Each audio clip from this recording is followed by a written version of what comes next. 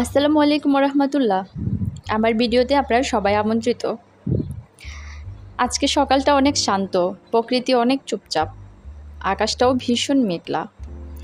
মনে হচ্ছে যেন আকাশের অনেক মন খারাপ, যে কোনো সময় বৃষ্টি চলে আসতে পারে।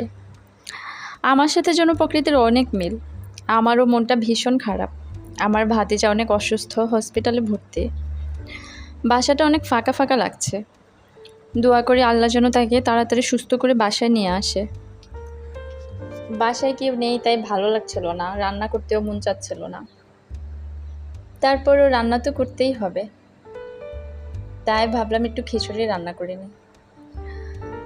তাই চাল ডাল আর ঘরে থাকা কিছু সবজি দিয়ে খিচুড়ি বসিয়ে দিলাম।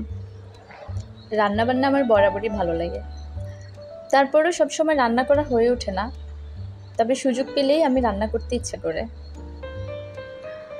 খিচুড়ি বসিয়ে দিয়ে আমি বাসার কিছু কাজও সেরে ফেললাম। আমার খিচুড়ি রান্না হয়ে গেছে। সবজি খিচুড়িতে একটু ফোড়ন দিয়ে নিলেই অনেক ভালো লাগে। খিচুড়ি থেকে আলাদা একটা স্মেল পাওয়া যায়। আমার বেশিরভাগ রান্নাই আমার মায়ের হাতে শেখা। মায়ের রান্না আমার খুবই ভালো লাগে।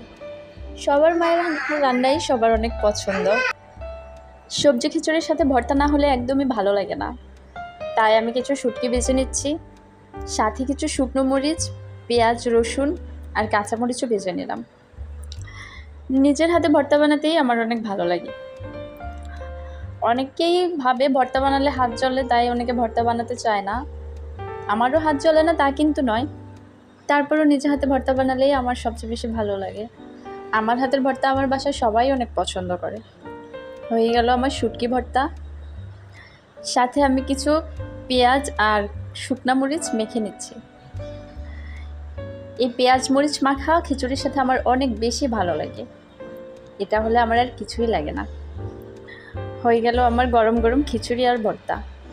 বাসায় কেউ নেই, তাই আমি আজকে আর কিছুই রান্না করব না, এই দিয়েই আমার চলে যাবে। গরম গরম খিচুড়ির সাথে শুটকি ভর্তা আর পেঁয়াজ মরিচ মাখা। আজ এই পর্যন্তই। আল্লাহ হাফেজ।